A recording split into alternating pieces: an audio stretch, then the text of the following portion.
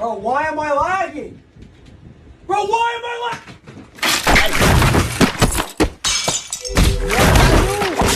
What? Hey, the big man's back! www.thekidfrombrooklyn.com. My friend's son's getting married.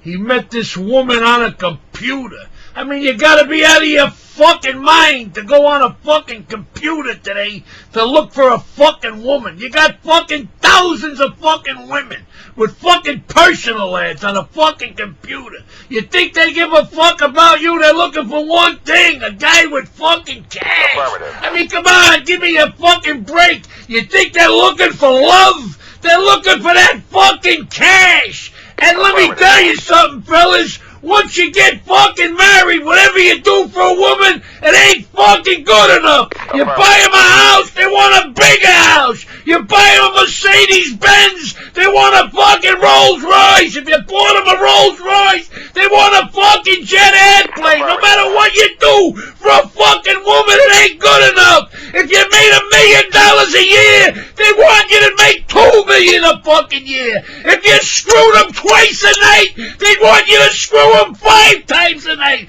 If you brought them to the best fucking restaurants and bought them the best fucking food, it ain't good enough. Nothing's good enough. So let me tell you, any young people out there that get fucking married today, go have your fucking head examined. You gotta be out of your fucking mind. You can't please any fucking woman. Anyway, think about it. This is the big man, the voice of the people. Stay single, you stupid bastards. Affirmative. Let me record. So Raymond's my guest. I've been following Raymond for about the better part of 2025. I actually joined MGTOW chats. You say a lot of things and talk about various topics that are topics that I've gone over ad nauseum on my show. I want to start by asking you, like, how did you wind up first getting into doing these live streams? And tell me a little bit about yourself. My name's Raymond. Channel's Raymond Thoughts in Mind. Started the channel July 21st, 2024 is when I uploaded my first video. Really just as a way to, like a Hail Mary to, I hated my job. I hated what I was doing for money. I largely didn't like where I was in my life. Not sure how much of that has actually changed, but it was kind of a Hail Mary. It was like, okay, I watch YouTube all the time. It's the only content I consume is YouTube Premium. I don't have any other subscription services. I pretty much just watch YouTubers. And I kept hearing things that I thought, well, that's not anything that that's not a conclusion that I haven't come to myself. That isn't a way of thinking that I haven't thought of myself previously. And the way they're articulating it is maybe unique or novel to something I've said or something I've thought in my personal life, but there's nothing here that I can't actually participate in. And I found myself, I was working from home. So I was doing a lot of I live in the Midwest. So you take long drives out of boredom's sake, because I don't drink anymore and I have very few actual vices that are time consuming. So I enjoy taking a long drive, and I enjoy taking things like long showers, long drive. I found myself talking to myself quite frequently and solving all the world's problems, as my father and I would say. And I started thinking I've coming up with some real good nuggets of something here. I need to get a microphone. I need to get a camera. I need to start actually recording this. And actually, my first couple of videos, I just opened the MacBook laptop and just talked into it. There was a little bit of positive reception from those videos, 30, 40 views. That's a big deal when you've never actually put any videos out on YouTube for yourself. For those of you who don't know, I come from a digital marketing background. I worked in corporate America for 15 years. I've helped brands and enterprise level businesses build out social media presence for a decade and a half, $100,000 plus YouTube deals with certain creators. I know how to build a channel. I just never thought that the things I would want to talk about or things I would want to say would have some kind of an audience. Turns out that it did. So I ended up investing in the camera over the course of time, some mics that weren't so great, some mics that are a little bit better. Now I have the Shure MV7 mic everybody's supposed to have. You know, so it's been a gradual process, peeling back the layers like an onion. It just kind of like, I decided to just do it and see if I could keep it going. And once I decided to post every day, at least 10 minutes, and just talk about what I was thinking about that morning, whether it be about manosphere stuff, red pill stuff, business, economics, self-employment, economy, politics, whatever, it found an audience. And I've posted every day since, and I was monetized in 2 months. And now here we are at, I think I'm close to 21,000 subscribers. So it's been a whirlwind the last 9 or 10 months that I've been doing this. No, congratulations. Yeah, you. I do enjoy your uploads, your various rants about society at large. Um, you talk a little bit about MGTOW and red pill content. Do you still consume a lot of that content? What are your criticisms of it, so on and so forth? Well, that's a very interesting discussion topic there. So consumption and criticism are two different things. So on the consumption side, I do watch what's in my feed. Andrew Wilson is sort of, what are some other MGTOW people? Aaron Clary, he's a friend of the channel. He's done some sponsorship deals with me on some books he wrote. He had me read them, a couple $100 sort of thing. He's been very generous in getting viewers over to my channel. We kind of touch on basically the same things. We're about 15 years apart in age, I think. So trying to think of some other people. Clary, the Crucible, when he's on whatever podcast. I've kind of steered away from a lot of the Taylor the Fiend, TikTok girl featurettes. Those kind of drive me insane. So I've stopped watching those altogether. And, in 2020, post 2021, when I got sober, I did a lot of the self-improvement bro stuff like Fresh and Fit, David Goggins, the Jocko Willink podcast tour, workout every day, man up, man up, man up, man up, six figures people. I don't watch that crap anymore. I just don't. So I'm pretty specific. I watch Joker, Better Bachelor over there. If Hammerhand's live and he's talking about something I'm interested in, I'll catch him. I pretty much just stick to YouTube because, quite frankly, Rumble's too difficult to use, and some of the other platforms I'm not active in. And again, I early today, I don't really know who else off the top of my head that I actively watch, but those are the people that come across my feed, and I actively try to keep track of what they're talking about. Is Joker, Clary, Wilson, some Pearl, because she's on all the time.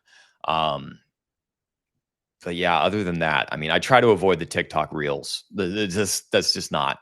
Well, thumbnails turn me away. If it's like a thumbnail of a woman and it's supposed to be something red pill, something in the vein of red pill, I don't watch it because it's like, all right, you're already baiting me with a thumbnail of an attractive woman. I'm like, I stay away from that. Well, it depends. Sometimes it's complicated. Is interesting to watch just because he lets them talk, but other times I see those thumbnails and I just think you're confirming that I'm okay not participating in the dating game. You're confirming this. And on the other hand, Sandman, Undead Chronic, those type of guys. Obviously, I listen to those type of guys. But quite frankly, since I've been making my own content, I don't have hours and hours and hours on end to consume the content anymore. So I'm not keeping up the way that they say, oh, you should keep up with the trends. I'm just not. I don't care. Well, the thing is, and speaking for myself, I've been doing this a little bit longer than you, though I don't nearly have much as followers. I'll get like 1,000, 2,000 views per upload. I did it once a week, and now I scaled it back to once a month because I need time to read books. I need time to consume content. I need time to write, and also just get lost in my mind on what I can talk about and keep ideas fresh for followers and listeners, because I don't want to sound repetitive, especially me doing this since 2017. And if you're doing a stream for an hour and a half to 3 hours at a clip, you said all you could say. So it becomes quite difficult, dishing out something different. The joke is like, what's Italian food? It's what, sauce, cheese, and carbs, right? So there's only so much you can turn that dish into something else. Well, what I've found is I tend to stream every day, and what I've found is that there's no limit to what the wells with which I can draw from, because I haven't necessarily limited myself to just Red Pill Bro talking points. I'm literally, these are just my thoughts and a piece of my mind. That's the whole shtick. It's just me talking vlog style. I wanted to make a YouTube channel that harkened back to the old vlogging style YouTube channels, and it found an audience. And I'm very conversant with my chat in the streams. I really enjoy the audience that I've built. Is 300 to 500 people. I think we had 500 people in the stream the other day. It was fantastic, and it was just kind of riff off each other and talk verbosely about any given topic that comes up in the chat. I've got a very active Discord, and my comment section is, I can't even dive into it most days, to be honest with you. But what I've found is that I have not seen a negative viewership drop corollary with like repeating myself. What I've found is that there seems to be enough new people to my content or my videos that when I do happen to repeat myself, or I say something that feels like I'm repeating myself in my head, it seems to be a novel take or a new thing to the audience. It's not, there's enough new people coming in, and maybe that's, pithy little comments I get early on in the thing was like, I've never seen this guy. I've never seen people like this last very long. They always burn out. It's a Ponzi scheme. He's going to run out of new viewers. I am much more than just a bald cell on the internet raging about women. It's real estate. There's new people. There's new people always coming in. You're right. So I don't necessarily have the same followers I did 4 or 5 years ago. So yeah. So that's you got a good point, because there's always someone new to hear you, and they don't listen to your old uploads. That's something that I've noticed. No, I always tell my viewers and my listeners, hey, go listen to a show 4 or 5 years ago. They're still relevant. They don't want to do that. There's actually like a mental psychological thing now with the way that social media has trained you. You look at the age of something, the amount of views it has, and you rank order that in your head as, of course, I'm speaking for myself. I'm assuming everyone else is just like me because I'm a good little millennial like that. But I rank order based on recency, relevancy, and view count is what I tend to even just inherently think has more sway to what they're saying. But also subject matter wise, you asked like, what do you watch MGTOW wise? I don't watch as much of it anymore. I've been deep diving into like conspiracy rabbit holes, or like deep internet, dead internet theory stuff, or like lost media stuff, or a lot of history. I watch a lot of history. I read a lot of history. I consume a lot of history. I'm very interested in history. In ancient history and the ancient history conspiracies and Atlantis myths and catastrophism and metaphysics. There's a ton of philosophy. Like I stayed up super late last night watching a documentary on the last week of Edgar Allan Poe's life. That man was fantastically interesting and only really became relevant posthumously. And there's so much more to, I think, individuals and people than just, oh, you're an incel, you're a manosphere guy, you need to get laid, or you're just so worried about. I get that in my chat a lot. Yeah. A lot of people going, oh, all you care about is women. All you care about is sex. All you want to do is get laid.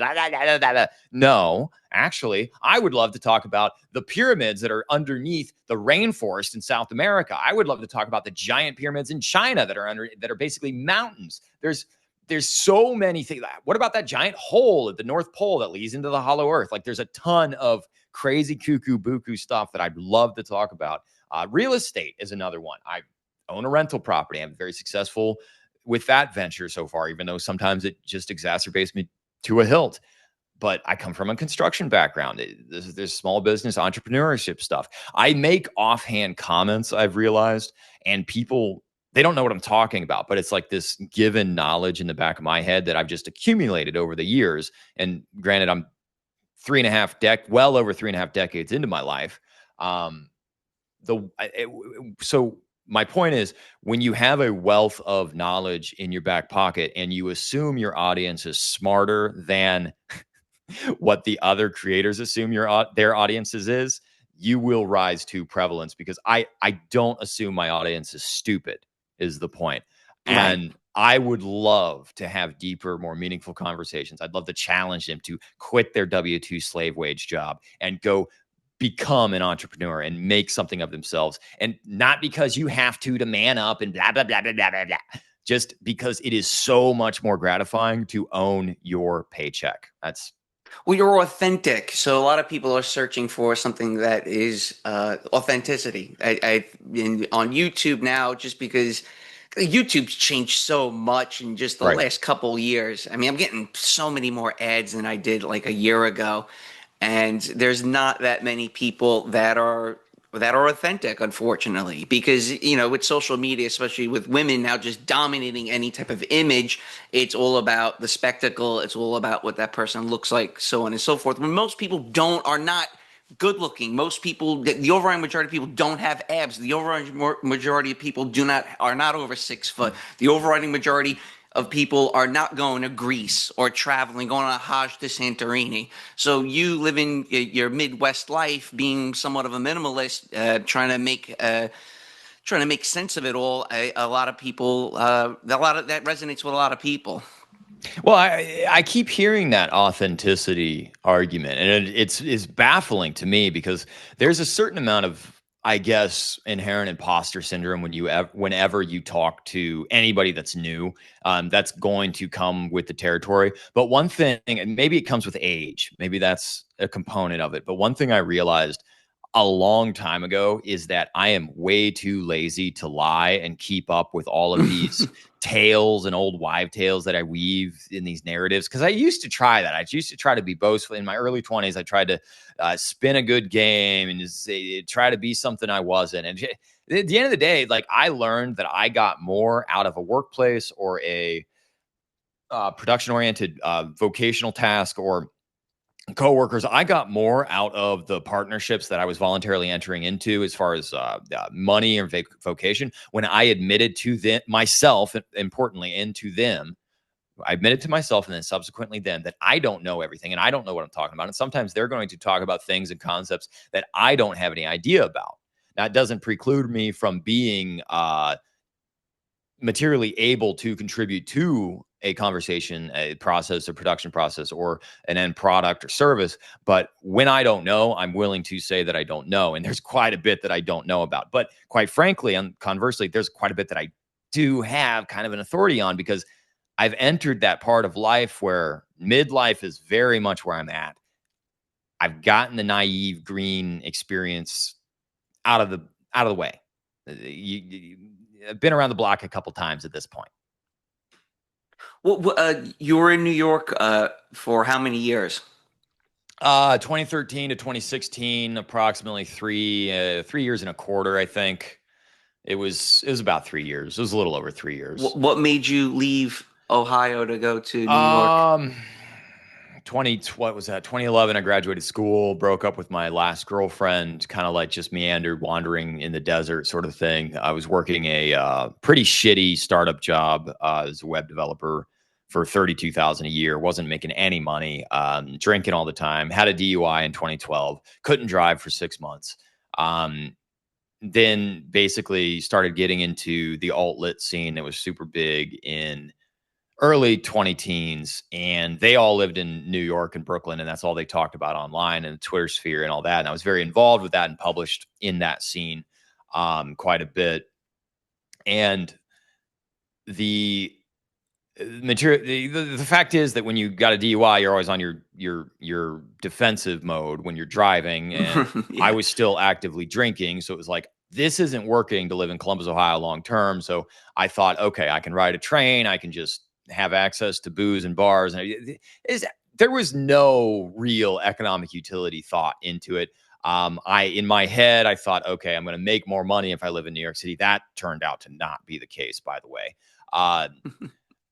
So I just moved on a whim because, quite frankly, I was laid off, I wasn't laid off. I was informed by the owner of the ad agency I worked at the startup that was a client of the ad agency that they rented office space to. So it was this weird, nebulous, I think, kind of tax evasion, money laundering situation, to be honest with you. Right. They informed me, and of course, they were all big on the Columbus nightlife. So they informed me one night in like July of 2013 that basically that startup didn't have any more money. They were out of money. And I was sitting there going, okay, I've got a $345 a month student loan bill I got to pay. I got to pay $500 a month in rent. I've got to pay gas and all this other. Like, I need a job. I started applying to jobs and I couldn't get an interview to save my life for anything. I applied to a few jobs in New York. I started getting interviews like that. I basically maxed out a credit card. I flew out, stayed at a hostel in Long Island City. It's probably not even there anymore. I remember taking the train all over because I had been to New York once in my teens during high school, but I kind of did a crash course, basically living out of a suitcase in a hostel, which I don't recommend doing, and interviewing at all these places. Eventually got a job offer. So I had a job. I found an apartment in Astoria on, I think 34th Avenue northwestern Astoria. It's super far over. It was a long walk from the train. And it was a nice apartment. It was a pre-war nice apartment. Greek landlords, shocker.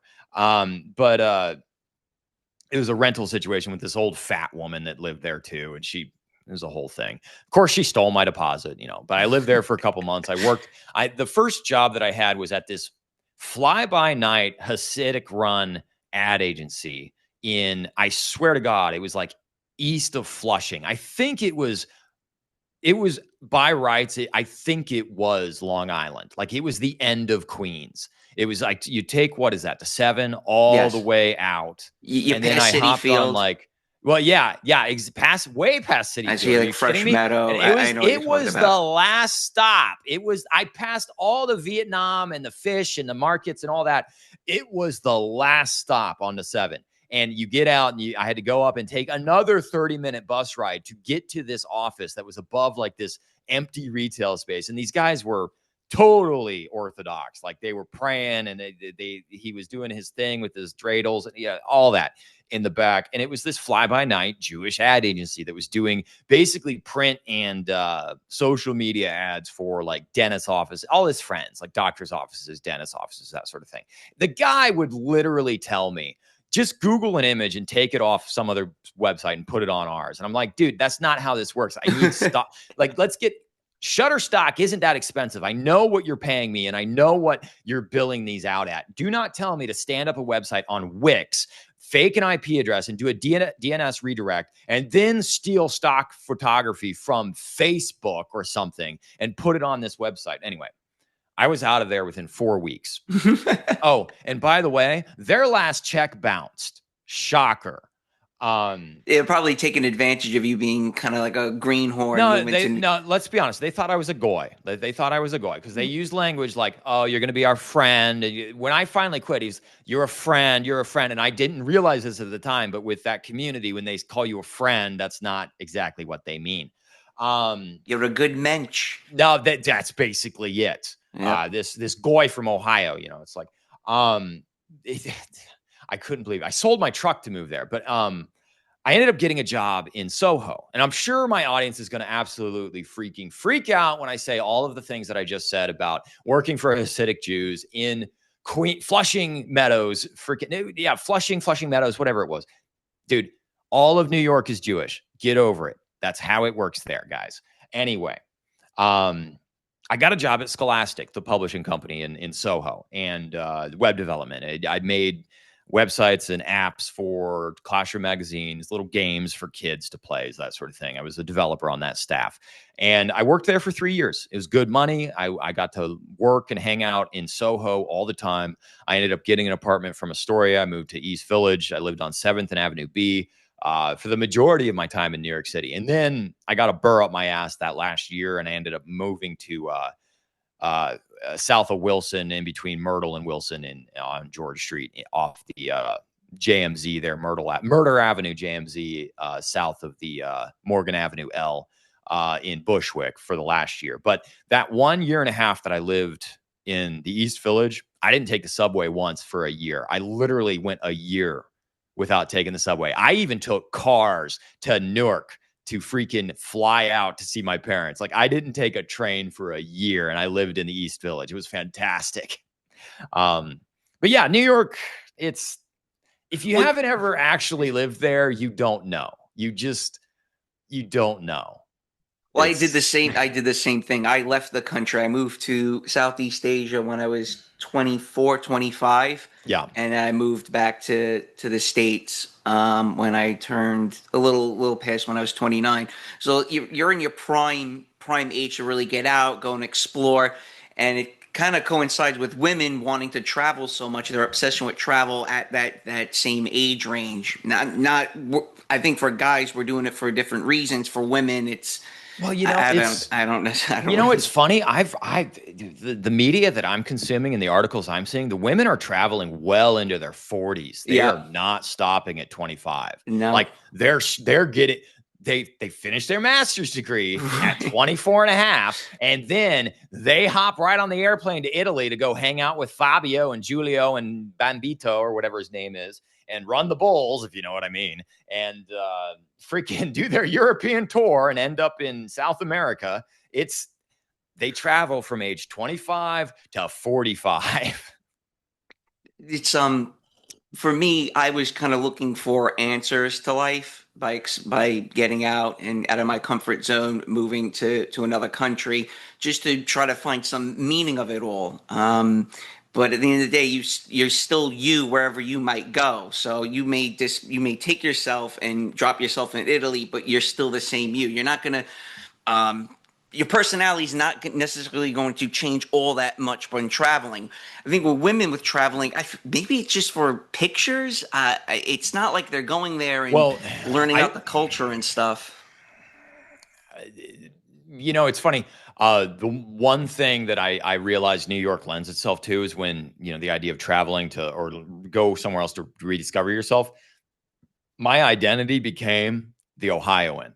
Like that's Right, how people knew me. And especially that's something in New York. It's like the melting pot thing. It's actually a thing there. It's like, it's not about what you do or where you from. That's the first question out of everybody's mouth. If you mispronounce Houston Street, it's like, all right, where are you from?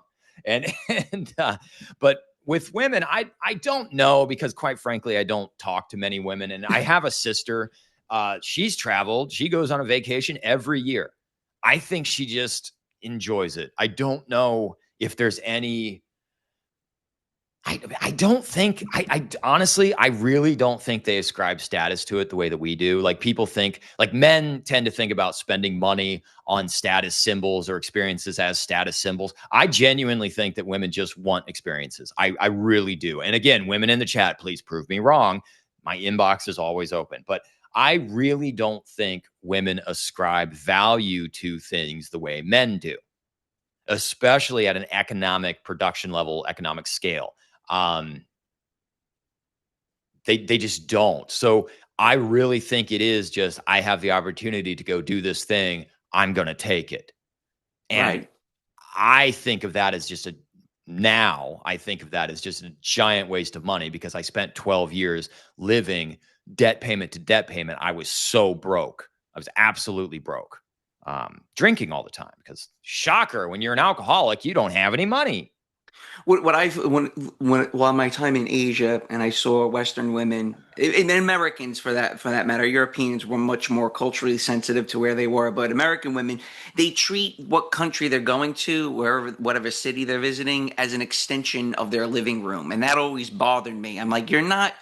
This is no, you're not. You cannot walk around, with no bra on, and I can see your fucking nipples popping through your t-shirt while you're sweating and walking through this wet market where there's a bunch of men who don't have a pot to piss in, making To $50 a month. Like to be that always fair, bothered me. those women were probably from the Midwest, and you're from Long Island, where personal space is at a limit, and you have to be cognizant of other people around you just by a feature of your upbringing.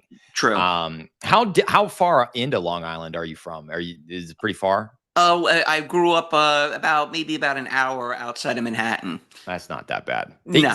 That's Brooklyn. Come on. If you ask a realtor, that's East New York.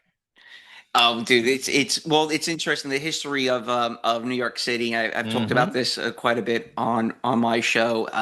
My parents are originally from Brooklyn, Mm-hmm. and during there was the air quote white flight of like the late '60s upwards until about mid '70s. My family fled Brooklyn because New York City was an absolute fucking apocalyptic nightmare throughout up until like the early '90s and up in right around the time Giuliani came to become I know. mayor. So It's a nightmare again, boys. it's very different though versus what it was like back then. Oh, I know. Yeah, Yeah, I know. it's more like you can have brunch, but there's a schizophrenic, And to be clear, that's how Columbus, Ohio is too. Up and down High Street, anybody going and buying those $1 million condos that are in Franklinton, right across the river, anybody from Columbus will know what I'm talking about. They've been pouring money into these yeah, places that were previously literally just parking lots and crack houses. There are still the needleheads that are rolling around on a wheelchair with one leg. And they lost the leg because of a drug related injury. And yes, you're paying $27 for a bagel with lox. Well, probably $48 for that now, right next to this stuff. It's absolutely a thing. well, it's the experience, Raymond. You can have avocado toast while there's a homeless crackhead pissing into the gutter right in front of you. What's funny? You know what's funny? These women, they will go pay $4,500 a month for a luxury condo apartment in Bushwick. But I swear to God, if they came to my house that I own and pay $750 a month for principal and interest and saw my shower that has a little bit of silt rust from the well water that I use, they'd freak the fuck out. And they'd say that this was a third world country, the middle of nowhere. And yet they'll live in the high-rise condo on freaking Myrtle Avenue right next to insanity. It just, the optics, it's optics. It's all optics. And the same thing with the girlie that's in the wet market in China playing with a bat. I don't know what happened there, but it's all optics. It's whatever is selling on Instagram, Right. whatever's selling on TikTok. And to be fair, I moved to New York largely because of optics. Now, to be even more like, I grew up watching movies that had a lot to do with New York. Taxi Driver, Chinatown, all of the early Scorsese stuff. There's other stuff that comes to mind, but like a lot of the movies and the media that I consumed as a kid was New York centered. Right. So New York was always something in my head. And of course, I've always been a big punk fan, big rock fan. So CBGBs and the Bowery and all the Bowery Boys and all that stuff has always been part of my life. So I wanted to go experience it. And I did. I lived down the street from Mercury Lounge. You know, it was like that I walked by the previous, what was it, Louis Vendetta now or whatever it is, the boutique that's in the previous place that CBGB's was. The year I moved there is the year CBGB's went out. And like, I remember when they tore down the building where Mars Bar was and they put up that TD Ameritrade condo building. Like I was there at the last vestiges of the dirty old East Village, going away for the condoville that it is now. At least you can remember it for what it was. You know, if you were to come back now, you'd be like, "Oh, this sucks." Oh, I've done Street View a little bit, and I don't even recognize the place. One How do other you think thing, I feel? I live here. No, My backgrounds are changed. Oh, Everything's my around friend, this- my friend, Troy, Ohio. I was just at Walmart this morning because it's Memorial Day weekend. I want to go get like the last bit of food and stuff that I might need till Tuesday because I don't plan on leaving, or I don't plan on purposely going into. I got to go take care of my mother's cat today and tomorrow because they're out of town. But I don't plan on purposely going into town unless I absolutely have to because it's a holiday weekend. And I was talking to the old woman that was the cashier at Walmart this morning, and you can always tell somebody who's from this area. They have this poor farmer's girl quality to them. Even the girls that grew up in town, it's just, she's older though. And I was talking about all the development and all of the gentrification and all of the things that have happened. It's everywhere. It's not just the cities. It's small town, rural Ohio. I don't recognize the place I grew up in at all. I mean, I remember when everything was a field and now it's all Ryan Home new builds or fancy Chick-fil-A strip mall type places. Right. Like I remember when they put the Walmart in Troy, it was a big deal. Now that Walmart is 30 years old. I remember when they opened. It's just, well, a lot of these developers get tax abatements, so they're incentivized to build these type of yeah. Ohio's pretty bad for that. Yeah, well, I was in Wheeling, West Virginia, and it was on a whim. I made friends with someone off the internet, and he showed me around Wheeling, West Virginia. He says you Right. can get one of these homes for free. You just have to Yep. fix it within a certain time span, and it's yours. And I'm sure for a lot of developers and people flush with cash, that's lucrative. Well, technically, what it is, it's a $25,000 grant. The Yeah, properties only cost like what, 20 grand. They pay basically they pay the mortgage off for you to renovate it. You have to come up with the capital to renovate the property. Now, you can do like an FHA 201c loan where as long as you tear it down to one wall remaining and right. rebuild an entire new property, you can use a 201 loan, FHA 201 loan to do that.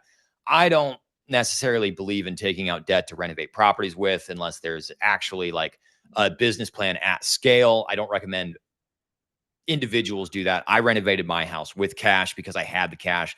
When you're doing it with other people's money, you make mistakes and you waste a lot of money. Well, the area has to be economically viable unless you can Well, really play the sit and wait game, and how long you're going to wait for that area to become. to be honest, the tax advantages for sitting on real estate it's phenomenal because all the members of Congress have rentals. Right. How do you like being a landlord? Oh, it's terrible. It's just the worst. It's it's it is every bit as stressful and full of bullshit as you could imagine. Every horror story that people tell you about, it will probably Well, happen. Money Pit, the movie with Tom I Hanks. well, that was the house prior to that was literally the house prior to me even trying to rent it out because I was gonna just sell it. Nobody wanted it. And it's it's an old property. I bought it because I was at a specific point in my life where because I followed Dave Ramsey's advice, damn Ramsey, that was a Freudian slip for you. I followed Dave Ramsey's advice. I didn't have any credit when I had $30,000 to be able to go put money down on a house. I ended up having to use that $30,000 to buy an old, shitty, dilapidated house that had been used for a rental for 80 years and not maintained. The house is 200 years old. I Hmm. basically had to rebuild the thing with cash.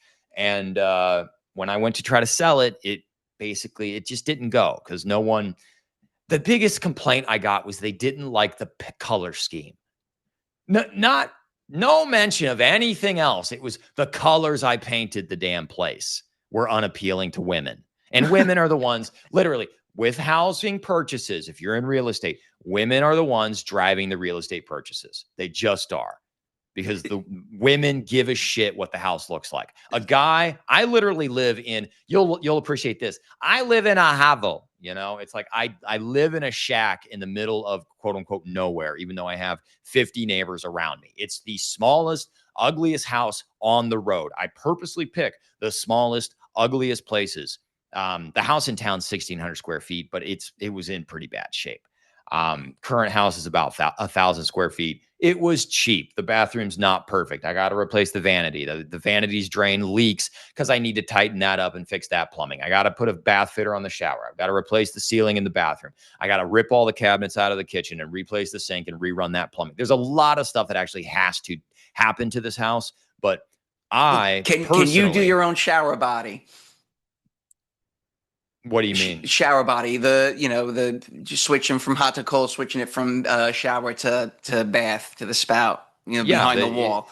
it all works. I mean, yeah, I do run plumbing. That's Okay, not, you can. All right.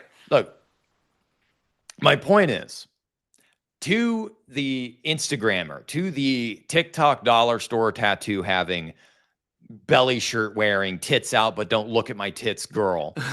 They would they would look at my house and go, this guy lives in squalor. I don't know how he can even be alive. And consequently, most of the guys in my comment section, because they're trying to get laid by those dollar store tattoo having harpies, they're going to say the same exact thing.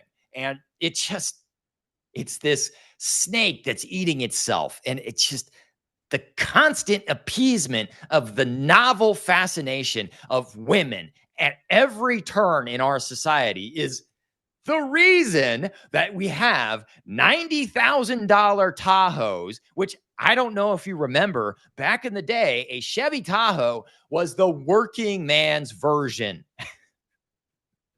That was the cheap truck. That's why what you have is much more appealing versus a Bugman apartment in, I don't know, Canarsie. Like to the average person, like what you have is phenomenal. Like that isn't that where they filmed Requiem for a Dream? No, that's Sheepshead Brighton Bay. Beach. That's Brighton Beach. Brighton Beach. Okay, I'm getting my ABC train mixed up here. But what you have, like I did that during COVID. I moved to North Carolina. I bought a property. I rented out. It's funny you mentioned about because my current tenants are women. I paint the walls white.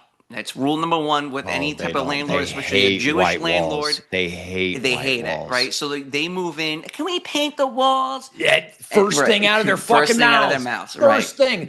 She's sending me pictures of the. Okay, I'm just. But it's funny because as soon I go, fine, you can paint the walls, right? Even though I spent, it was Regal Benjamin Moore white, very expensive. Oh my God, you are a mensch. You're spending a lot of money, dude. I just buy the Kills too, man. $99 for a 5-gallon bucket. It finishes white, 2 coats. You're done. But you'll love this. Yeah. They move in. They've been there less than a year, and they lost their jobs because of Doge, and they got to cancel their lease. I'm like, they lost their jobs because of.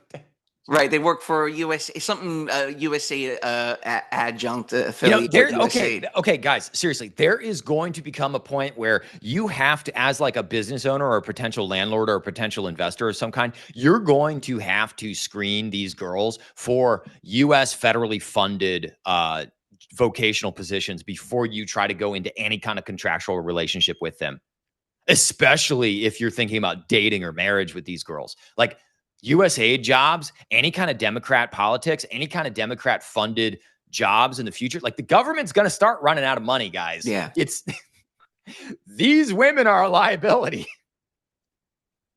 Well, it has not happened with corporations yet. Oh, that's coming. I mean, just spend 5 minutes on LinkedIn. Everybody's laid off. I have never seen I've literally had a LinkedIn account since 2010. 15 years. I'm an all-star. I've got over 500 connections. You can follow me on LinkedIn. And God, I hate LinkedIn. But it's like this. It's like the ninth circle of hell. I've never seen this many people open to work, this many people bitching about not being able to find a job. No one is working. I don't know how it's possible that there's this many layoffs and there's this many people not working and the economy has not just completely fell out of its own ass. Like, how is it possible? And the only thing I can think is the FHA forbearance from COVID just has been extended and pretended, and they've changed it to SBA, special benefit forbearance, where literally it is the US HUD.gov's website says that if you are unemployed for any reason, you can basically not pay your mortgage. And they'll tack on the unpaid principal and interest on the back of the loan as a forgivable loan when you sell the property or it converts into another, it changes hands. Can you imagine the freaking precedent that sets, the moral hazard that sets at a grand economic scale to say, literally, okay, guys, for 5 years, just don't pay your mortgage. Oh, still can't pay. You don't have a job now. You're unemployed. Oh, whoopsie. I guess you don't have to pay your mortgage anymore either. No validation if that house is being used as an investment property, an Airbnb property, a rental property, or just a sit and quit boomer investment type thing where they plan on selling it in 20 years for 5 times what they paid for it. No validation on primary residence. No validation on it's Ninja Loans 5.0. It's like the upgraded, upscaled 4K hyper res HDR version. It's like they're playing hot potato at loans, and it shows you how much resiliency is in the U.S. economy, especially post-COVID. I thought it was really going to bottom out like 2021, 2022.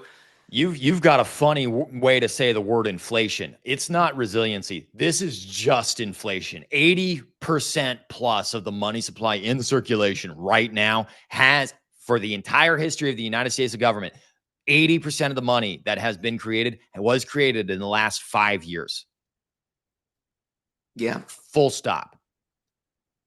Well, that's why your Tahoe's $90K, dude. Well, that's a deal. Oh my God. When I bought my truck for $34,718 off the lot, the salesman was acting like I was killing him. He literally was acting like I was murdering him in slow motion. Like, oh, I can't believe I'm giving this away for this low. This is lower than invoice. I cannot believe we ended up making this. You got such a, I've never seen a payment this low. This is the best. Oh my God, dude. Like, I was in and out. Literally, you've bought a car before, I'm assuming.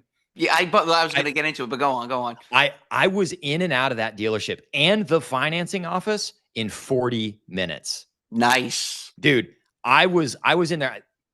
Just no to every add. They just stopped asking. They stopped asking. I drive a 25-year-old Lincoln LS, and everyone's laughing at me. I'm driving a 20. What is that? The 4.6 liter? 4.9. Yep. No, I'm sorry, 3.9. It's 3.9 V8. It's still got a fly-by-wire throttle. It lasts for to have. Oh, you're 20. You said 25 years old, not 25 years old. Okay. So everyone's laughing at me that I'm driving this old car. It's a gas guzzler. I go, but I own it outright. Gas I know guzzler. My I truck can fix gets it myself. My truck gets 15 miles to the gallon. You're fine, dude. My insurance is $80 a month. That's pretty high, actually. Mine's 60, and I have a car with a financing. I have a payment. So you live in Long Island, so there's that. Well, I currently live in the city now, just because everything's $1 million on Long Island. So it's unfortunate. Circling back, when I was like 2012, when I was like 23, 24 years old, everything was $1 million back then. And people are making $50,000, $60,000. They were like kind of what our age. If you were 35, 10 years ago, you were making $50,000, $60,000. And the boomers would always say, it'll all work out. Just keep working. Bootstrapism, as I like to call it. And I thought to myself, no, this doesn't make a lot of sense. And there's no real economy. It's basically people taking money off the top of the transaction. They switched it to a service-based economy they finally admit they switched it to a service-based economy in the 70s, but they finally admitted it in 96 when they were working out the Budget Reconciliation Act with Newt Gingrich and Bill Clinton. Like, they finally admitted it in the mid 90s that America was supposed to be a service-based economy. Yeah, the industry's been done.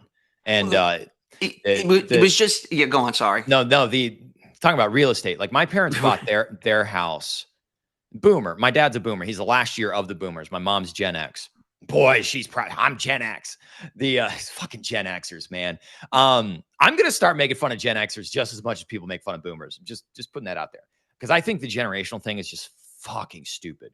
But they bought their house, I think, for like $187, put like $20,000 down. They've been paying on it for 20 years. And he's got like 50 grand left on the mortgage or something like that.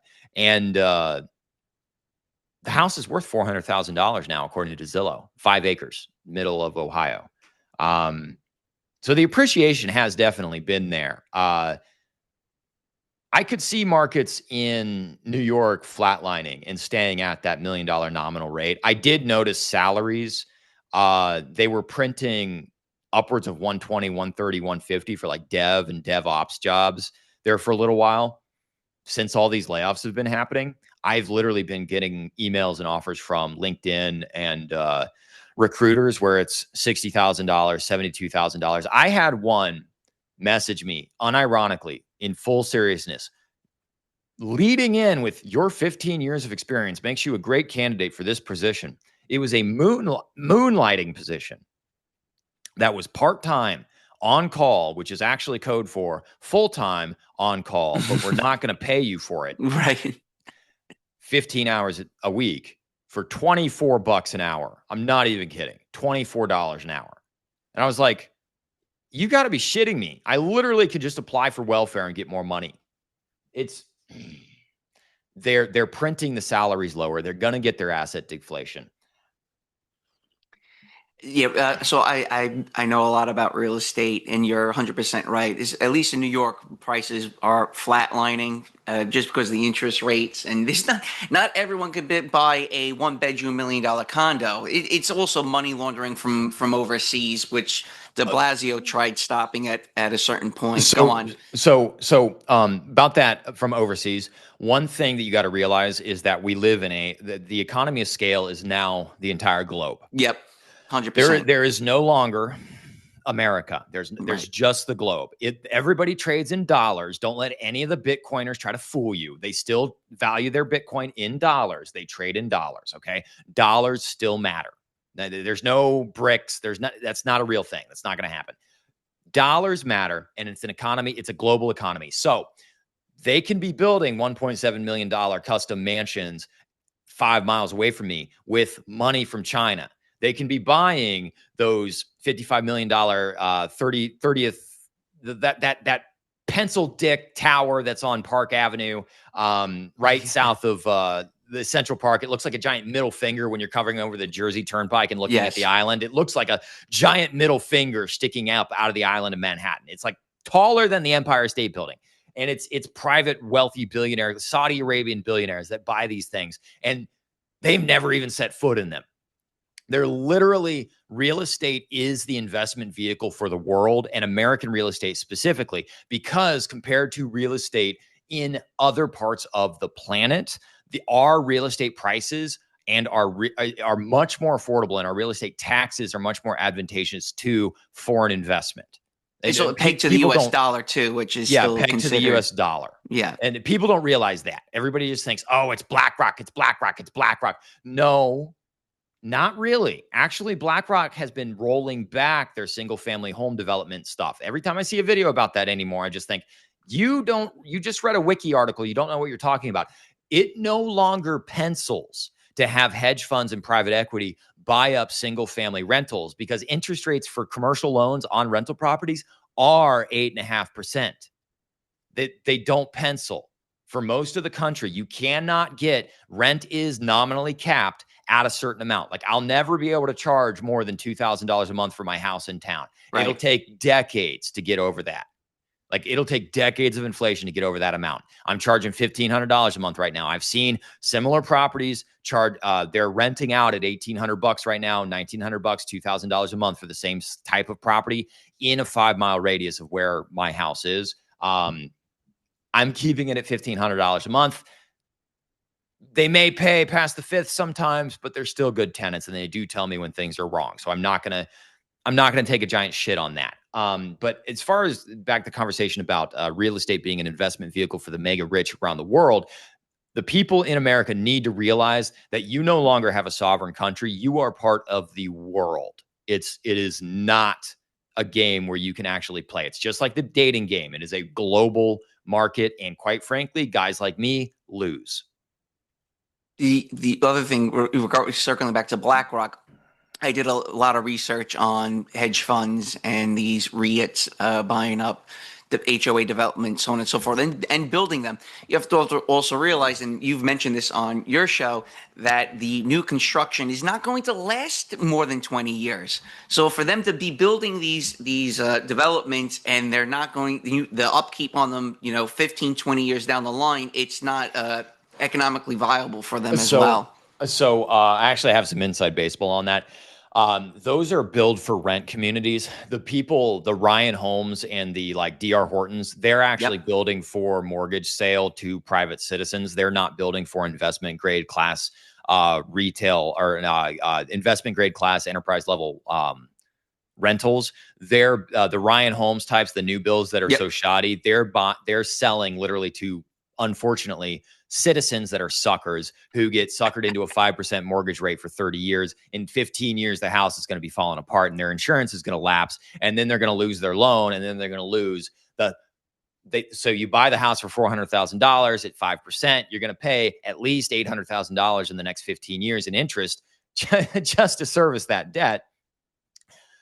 They're going to lose their ass in 15 to 20 years when the roof is failing. They have no money because they spent all their money on their daughter's braces and college education and her Beamer at 16. And then the mortgage payment says $4,500 a month.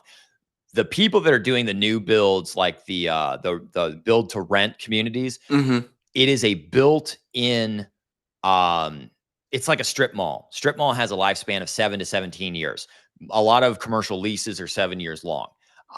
They literally do tenant fit ups that are designed to be put in, be a revenue stream for 7 years. You have a $100,000 capital investment on the front end for the tenant fit up. You gain all of that back within the first year, just in lease payments. And then you basically milk that for the next 6 years. You get your 7-year lease rolled over, or you evict and take all their assets and blah, blah, blah.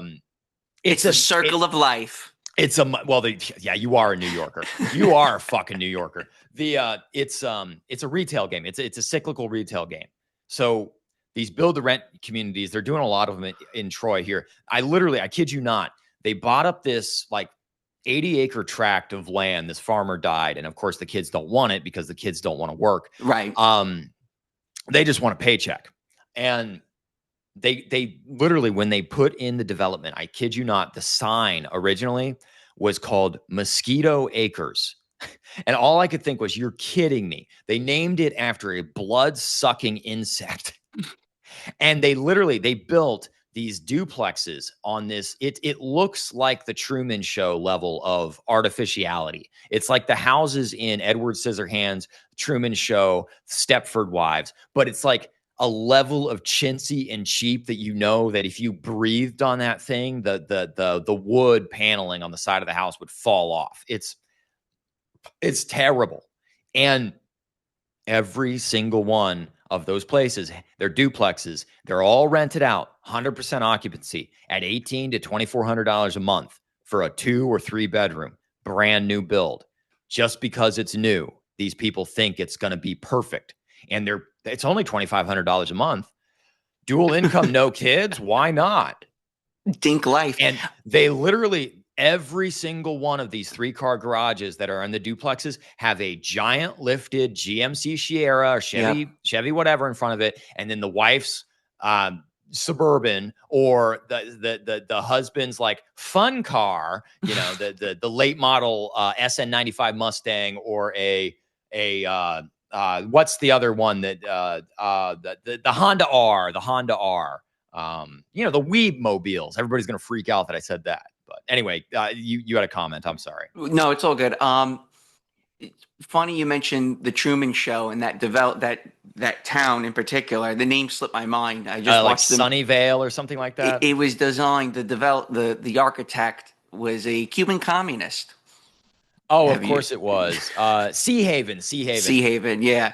Those are all millions of dollars too. So something that I've been toying with in my mind is women now dominate the real estate purchases as of, I don't know, maybe past 10 years or so. So now you have dinks living in McMansions, putting downward pressure on people that want to form families, and, you know, like, you need a 3-bedroom if you want to have 3 or 4 kids, right? But now legally you have to have, now I think most states are passing it where you have to have a bedroom for every child. And it doesn't matter if it's boy or girl. Like, if it's a boy and girl, you have to have separate bedrooms. But if you have like 3 boys, you're supposed to have 3 bedrooms for those kids. Those are occupancy laws that they're passing. Yeah. But you see, like, now you're having women that are buying homes.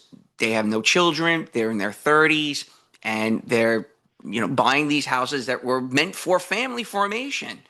And not many people talk about this, how this type of pressure on the housing market amplifies the problem. Go on. So, okay. You know what homes they're not buying? Yours. The house that I'm sitting in right now. There you go. People who are worried about real estate, hear me when I say this. Look at houses that are 50 plus years old. They're built better than anything you're going to find in the last 25 to 40 years. And especially look for these like post-war 2-bedroom, 1-bath plat houses. What's that development in Long Island? It was like the first Levittown. That type of house. Not in Levittown, obviously not in Levittown. Those are $500,000 properties. Obviously not in Levittown.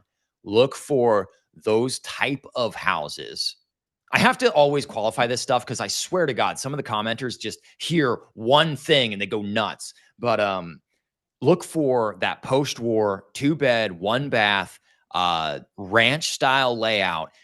You can find them everywhere outside of the. I look at real estate all the time. You can absolutely find them outside of the center of major metropolitan liberal centers, but you have to go out at least 40 minutes to an hour and a half outside of the metropolitan center. You can find them for $150,000 to $200,000, move-in ready. If you actually want to, I don't know, swing a hammer, turn a knob, wrench a wrench, or paint some walls, you can buy one for $100,000 in the Midwest. You absolutely can. And do not tell me you cannot find a job, because I have done a comparison analysis. If you look 40 to an hour and a half outside of Columbus, which is commutable distance for your $100,000 job that you absolutely need, and all of those jobs that exist in New York City exist in Columbus, Ohio. They exist in Cincinnati, Ohio. They exist in Indianapolis, Indiana. They exist in the Midwest, in the city centers of the Midwest, and they pay just as much as I actually, when I moved back from New York City, I got paid $15,000 more a year, almost overnight. I was making 72 in the city. I came back and was making much more than that. You can find move-in ready houses that are smaller. The women are buying new builds because they want no problems. The women are buying the pretty, prissy McMansion style houses because they were sold that American Beauty lie. The women are not buying 25-year-old Lincoln Mark Vs. They're not buying 25-year-old Toyota Corollas. They're not buying Dodge Ram pickup trucks. They're not buying utility vehicles.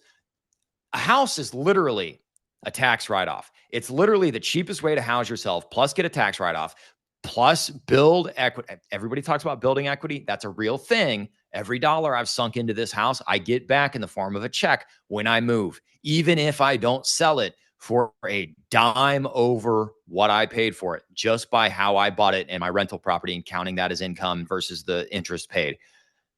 Women are not buying these houses. That means that market is going to just collapse. And guys, you can go buy something if you actually want to. That's little diatribe there, but I 100%. I did the same thing, Raymond. I did the same exactly. exact thing during COVID. I got a rate for my rate is 2.9. Oh yeah, you're never going to pay that off. No, I'm serious. Functionally, that's just, there's no point. Exactly. There is absolutely no point in me paying that off, and it's doubled in value. Yeah. And the rent money coming in pays for my mortgage for my property up here. Yeah, that's how that works. Now, did you buy in the city? Yes, I bought. Well, I'm a little bit outside the city. I'm in one of the boroughs, but I live in a small apartment. I can't afford a $1 million condo or cooperative. Okay, I forgot that Long Islanders, they always talk about the city, and they mean Staten Island. Right. Yes. Correct. Exactly. Yeah, Staten Island is considered New York City. To me, Manhattan is the city. Correct. And you're 100% correct on that. When I say the city, I'm speaking in general terms for your listeners and for my listeners, for that matter. I thought you were up on like 195th Street or something. No, nothing's appealing to me about Manhattan at all. The restaurants are not that good. If you go to a high-end restaurant, you're really paying that restaurant's rent at this point. And there's much better food outside of Manhattan. The dollar bodega tacos in Queens. Yep. It's like, you want to have a culinary experience, go out to Flushing. Like, I'm serious. That's the best Chinatown in the city, and no one knows about it. Well, that's their mecca. That's like, exactly. They rather buy in Flushing than actually Manhattan. Yeah, exactly. That's where you're getting fresh fish. Yep. So digressing. So talking more a little bit about the woman aspect of things. That's kind of like the meat of a lot of your topics. You haven't been in a relationship for over 10 years. Do you think it's, and you've kind of fleshed this out. More like 15 years. 15 years. usually the response when I speak like you to women, it tends to be reflected and directed back at me, that it's a me problem. Oh That it's yeah. your attitude, that it's, it's Personality. personality, right? Yeah. So I kind of want to discuss that a little bit about you. What do you see as kind of like some of the main culprits? One has to have a bit of a kaleidoscopic view when understanding the women problem. I'm telling you. Also, do you see a difference between women's attitudes in Ohio versus No. New York City? No, they're identical. Everybody who wants to try to gaslight you and tell you that women are different in other places of the world or the country is just lying to you. They're not. They're exactly the same. It may scale differently with different zeros behind the numbers, but they care about money and status and what they drive and what you do and what you can afford them and what your line of credit is. They give a shit just as much. And I've honestly gotten to the point where I wholeheartedly believe that looks are the only thing that matter. And quite frankly, if you give them the ick, whatever that is, and Oh, you have they an Android. they will just disqualify you. They will just disqualify you and find out any other reason to tell you that you're disqualified. Correct. It does not matter. They go out of their way to find Yes. a disqualification. Yes. And what has happened is the sisterhood, the powers that be, whoever you want to say has done it, they have made the single independent dog mom queen with the 3-bed, 2-bath starter home that was $400,000 and the $200,000 MBA working on their PhD. They've made that the appealing status endgame for millennial and Gen Z women of means, upper middle class women. Poor people are still getting together because that's always going to happen. Right. They're not as susceptible to the brainwashing of TikTok. They're just not. And but like that semi-affluent, debt-laden Beamer driving. Well, actually they're probably driving a Chevy Malibu or a Chevy Equinox. They're driving a Chevy Equinox if they have a kid. Let's be honest. And that type of girl, their status symbol now is the 5 vacations a year. It's their pit bull baby puppy that they love, their fur baby, and it's their I own a house, even though no. You put 3.5% down first-time homebuyer's loan at a subvented rate that you didn't read the fine print, and you realize that subvented 5% rate is going to jump to 12 in 3 years when you're out of the grace period. And they recapitalize all that stuff on top of your loan. So in 20 years, just like with the student loan stuff, we're going to see TikToks of these women in their 50s going, I've been paying on my house for 20 years. How do I still owe $400,000 on this? I might as well have just been renting. Mark my words. And these are the same women that will not have a dime in their retirement accounts. They won't have a dime in their retirement accounts. And they will be voting for AOC for the 50th time to be the president of the United States and confiscate everybody's private retirement accounts because they didn't save a dime. But people such as me and you, when we show women, hey, listen, this is bad. You should no. It's got to be good. It's good. I read an article on CNN that they gravitate towards these people on internet, like social media, whatever, CNN, New York Times, The Atlantic, so on and so forth. They read these articles and take it for what it's worth, and they run with it. And then someone actually cares about them tells them, hey, no, that's not good. You shouldn't be reading that. That person's paid by some corporation or for some bank to put that hit piece out. Well, I literally read those articles on my channel. And they live in a different reality. I have an upcoming video called We Live in Two Different Americas. Like, there are 2 different countries within the continental United States of America. There just is. There's 2 different realities. It's a bifurcated economy. It's a bifurcated country. It is literally a woman's country and a rational human beings country, because there are rational, conservative, responsible, reasonable women. The problem is all of those women are already married. Or they're listening to their husbands. Well, that's what I'm saying. They're already spoken for. They're not on social media. It's strange because I just got out of a relationship, and she was kind of like telling me, "Oh, sell your property." I'm like, "No, that's an asset. You don't have an asset. Well, you can invest in ETF, in some Vanguard ETF or something to that matter." I'm like, "No, because that can go down at any moment, and Well, and it's also not tangible." So I'm trying to explain to you'll, the you'll rational way of me no, thinking of this now. you're Right? you're wasting your breath. And I've found this too with like the investment class bros. Hey, I got to take a piss real fast. Yeah, I'll go. be- What I was saying Yeah, was, sorry about that. No, of No, course, this dude. is a good conversation. Usually I told you we would were be gonna hit it pushing off our somebody first off. time chatting, dude. You know, I figured me and you would, No, would get along. usually I'll cut it off at an hour. I'll be By the like, way, oh, I gotta go. I'm not a J-double-O, by the way. I'm Italian, even though I'm walking over here. No, I trust me. I'm very familiar with the difference between a Jewish American.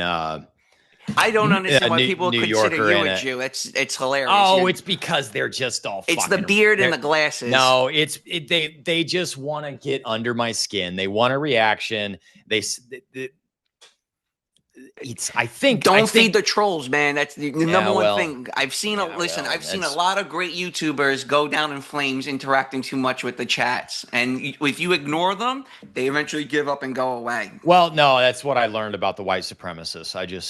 I stopped acknowledging it, and they disappeared. So what I was saying was, when I say no to a woman, right? It's that's it. Like, you're gone. Like, it's very strange. Like, a lot of these boomers say, just put your foot down, be trigger happy. What do they call that? Vet them. You got to vet them. Like, dude, what fucking world do you live in? What world are most guys getting a chance to vet any woman? We can't. And then they talk about, oh, yeah, both of you need to get tested for STDs, and you need to do this, and you need to, dude.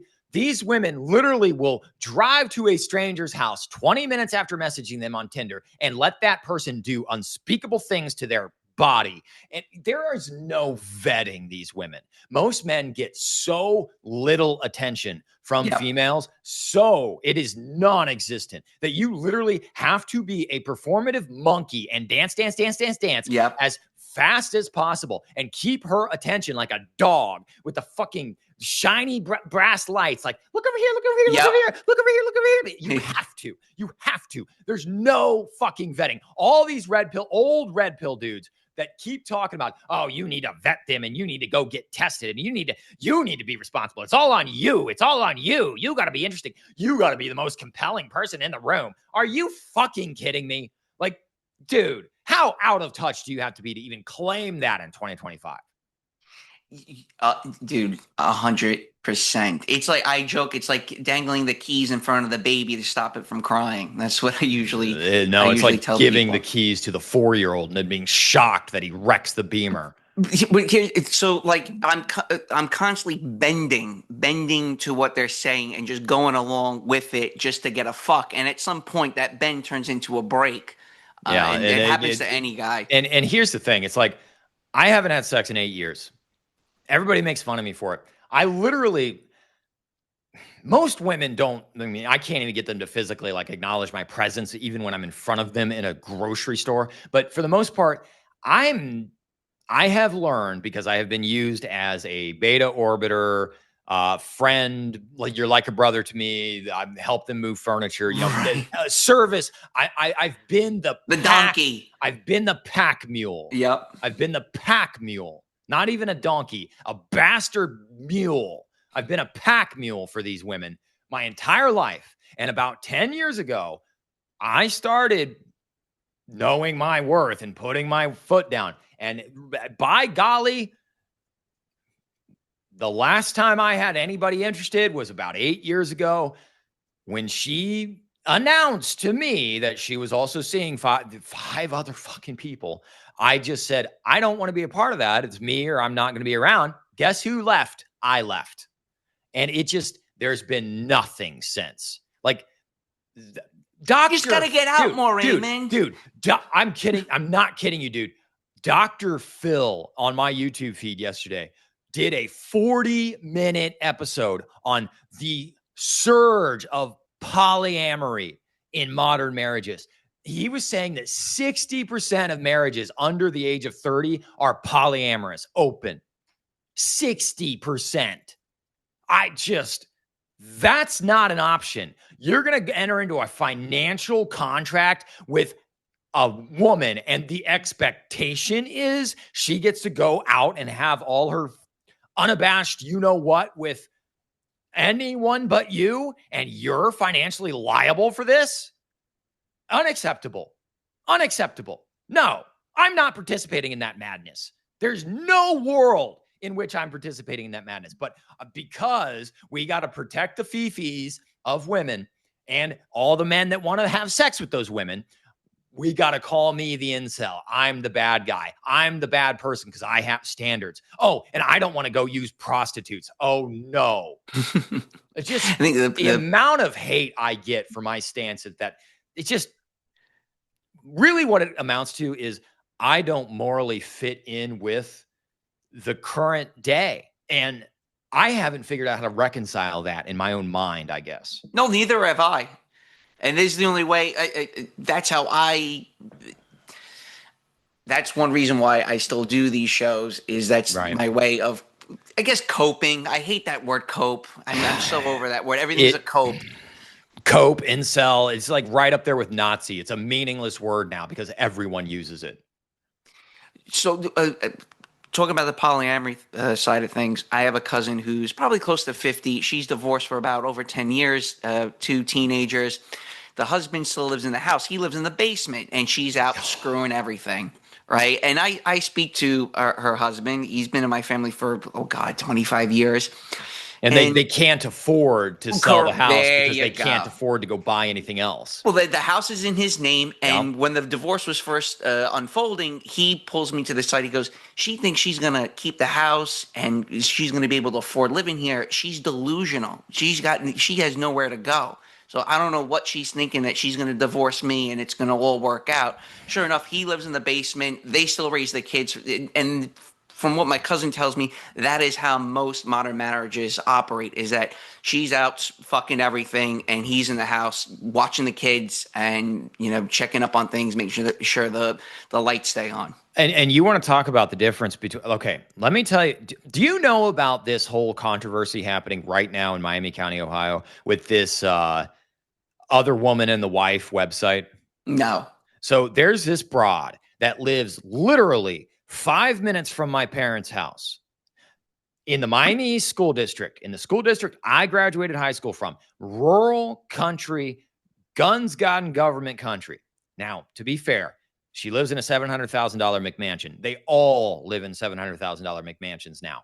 This woman literally started a website on how to cheat on your husband and run basically poly harems with all the guys in your community.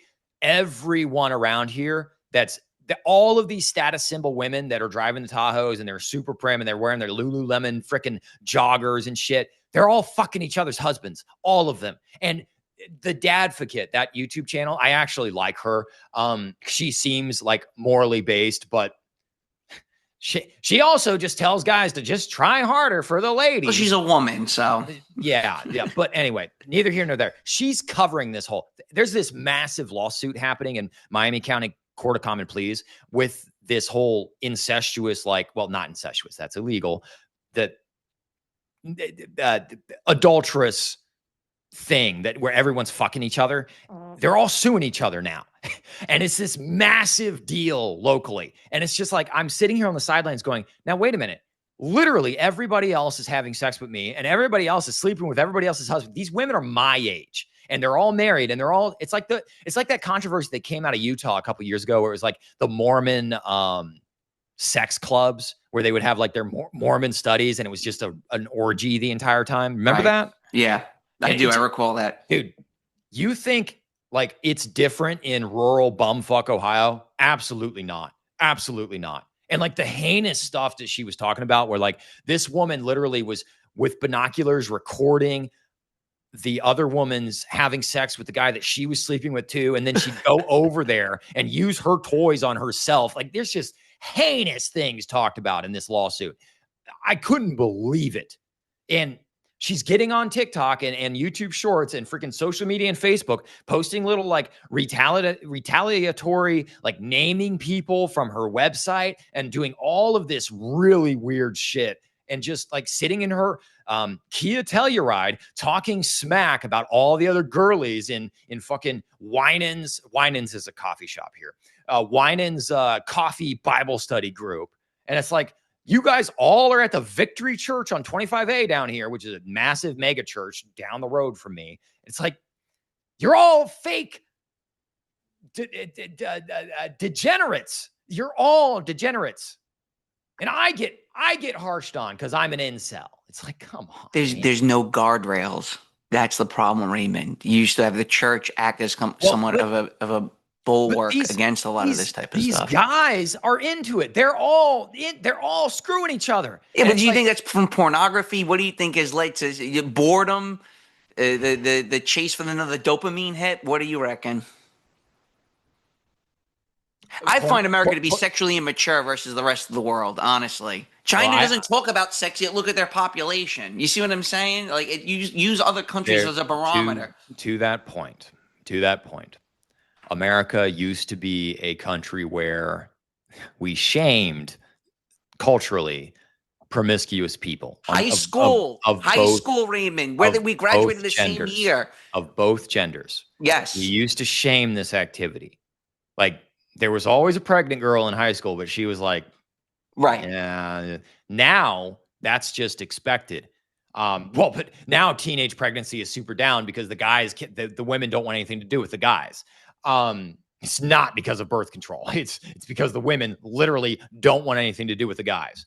Because they're all talking to 26, 7, 8-year-olds.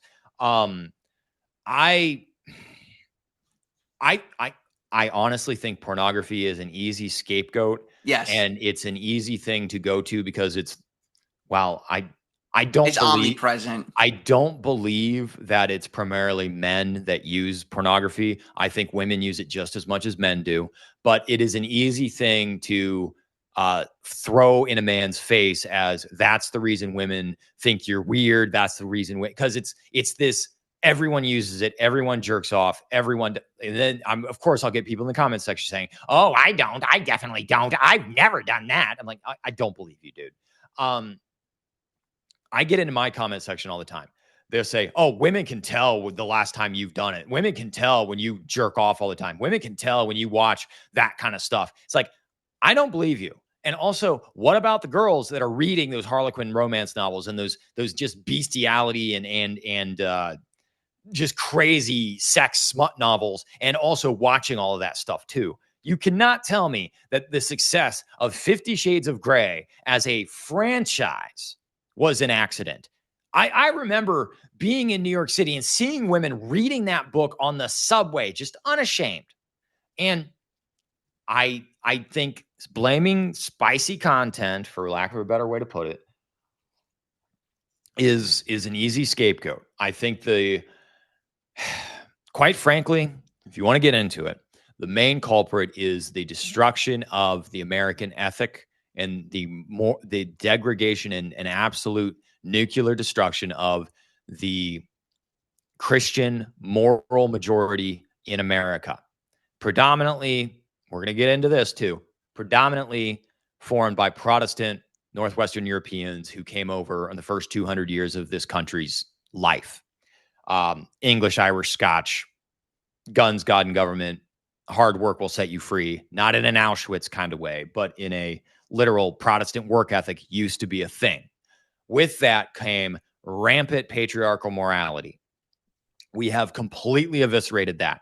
And this started post-World War II, the evisceration of the nuclear family, the patriarchal family unit, morals, the teenage craze in the 50s. They invented the word teenager with the baby boomers. Think American Graffiti. Like, that wasn't a thing prior to. You basically, once you were of working age, you started working on the farm, in the factory, whatever. You went to high school up to a certain level and you just stopped. They talk about high schoolers not being able to read now, and you have to go to 4 years or 6 years of college. Back in the day, your primary textbooks, like, go try to read a 7th, 8th, or 9th grade textbook from the late 1800s or early 1900s, there are stuff in those textbooks I don't understand. And I had really good grades in school. Like, they were much more well-read, much more didactically diverse than we are. They were all polymaths because they had to be, and polydidacts because they had to be. And most of them started working at the age of 16. They were married by 18. Like, it was just a different world. And post-industrial complex, post-military industrial complex, post-World War II, all that fallout. Really, post-Vietnam. Post-Vietnam. Well, Vietnam was a communist operation. So basically what your CIA operation. So basically what I'm getting at is Yuri Bezmenov talked about in the 70s that the Soviets and the communists needed to infiltrate a culture, and it would take about 20 years, a generation, for the culture to completely change. They infiltrated us in the 30s and 40s, 1944. They infiltrated us after World War II. 20 years after that was 1965. Summer Love, Flower Power, all of that shit, free love and rock and roll. All of the societal fallout, post birth control pill, post free love, post no fault divorce, all of it has been downstream. And the sexual depravity and immorality, people were sleeping with other people just as badly in the 60s. It just wasn't televised. And it was televised a little bit, but it wasn't. You used to have a buffer pre-internet of like the coasts and the big liberal cities. And then about 10 to 15 years after that, the trends and styles that were in New York or LA would trickle into the Midwest. It's a weather vane, yes. My dad talked about it in the 80s. He went to New York City in 1984 and he saw punk rockers and people with big mohawks and green hair and all that stuff. And in the mid 90s, that showed up in Dayton, Ohio. It was a 10-year lead time. Now it's about 10 seconds. With no guardrails, we can see that the population is plummeting. Everything is normalized, but normal sexual relations. It's not because of no guardrails. It is a very purposeful psychological operation that the birth rates are cratering across the globe. The people making the lever pullers of the world, the people making the decisions in the grander scheme of things, decided a long time ago. Look at the 10-nation plan, look at the Club of Rome, look at all of the things that were talked about 100 years ago. This was post-World War I. This was post-Great War. They think we have too many people on the planet, and they have been working lockstep in tandem on a global psychological operation scale with everything to attack fertility and to attack birth rate with everything they've got.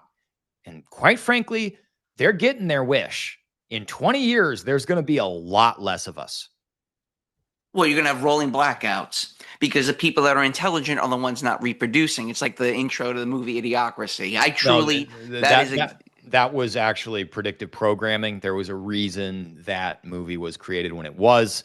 And Gattaca, the introduction to Idiocracy, that's what's happening now. Yes. That's what's been happening for the past 60 years.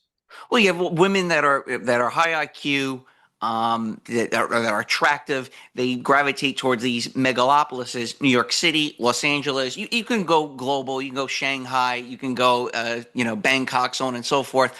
And the media pumps this idea, as we mentioned earlier in this chat, that all these women gravitate towards these very expensive locations. Because that's what everyone else is doing, right? So you need to join us too. So they wind up working this corporate job. Now they have in their healthcare plan egg freezing, which has now become normalized. Where IVF and egg freezing, right. So now they're working these jobs, and and I know corporate America doesn't really like old people. So if you have like a Karen working in your office, we can like push her into the back of the commercial space, and she's there, she knows her job, she just keeps grinding away, and she's going to have nothing in the long run. It's interesting to me that these women they have no foresight to what their future is going to be like, and they, for whatever reason, think AI is going to take care of them, and that there's going to be toilet bowls that can detect cancer. I'm like, yeah, that's great and everything, but who's making the toilet?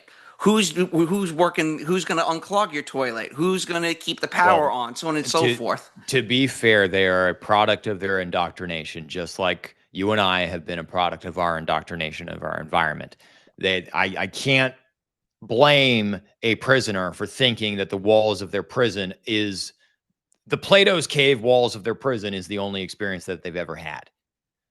They just haven't seen what is actually going on. And I'm sure I got an email this morning with people trying to direct me towards certain other things I should be talking about. And there's layers to it, but they're just at that surface level of work will set you free. That's basically what they've gotten at a societal level. And I can't blame them mentally. I can't say, oh, you're Right. I can't say women are bad. I actually love women. I think they're beautiful. I'd love to hold one, but they're a product of their environment, and their environment sucks. They don't seem to realize it. I think it's amazing. What now? And I don't want to keep you on too much Well, longer. it's a Stockholm syndrome thing. How would you think anything else? For men, now in my 30s, and women don't pay attention to me. On once in a blue moon, they may look at you. They see right through you. And then, like my father would say, wear a belt, wear a nice shirt, nice shoes. So on. Yeah, but no one's noticing me. So what's the sense of me putting any effort into like my personal appearance or going to the gym or any of these type of things when literally no one notices me? Not only that, and I'm going to build upon that further, I have no community around me. My parents live an hour. None. My father lives an hour and a half from me. I barely speak to my neighbors. So it's as if, again, you don't exist. And most women's worlds are now Instagram, maybe to a lesser extent dating apps, that they're getting their attention and validation via social media, whereas attention in the real world, it's just their girlfriends. And if you ever do go out, it's usually a wolf pack of women. Yep. There's no guys. Nope. Guys are, there's like a group of guys in the corner. They're not even going to bother speaking to those women because they know the answers already no. No, all these people who tell you to go talk to a woman in a bar, they're just lying to you. That doesn't. I remember watching the worm turn, and it was about 2015, 2016 with the election of Donald Trump.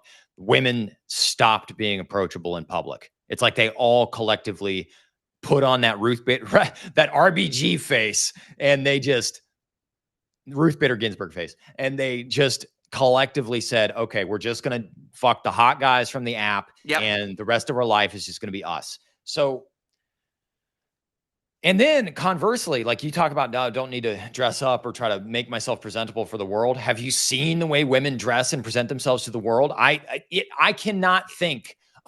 This morning, I saw two women walking into Walmart in dresses. At 8:30 in the morning, I can only imagine they were going into the pharmacy to get Plan Bs because they were in last night's dresses.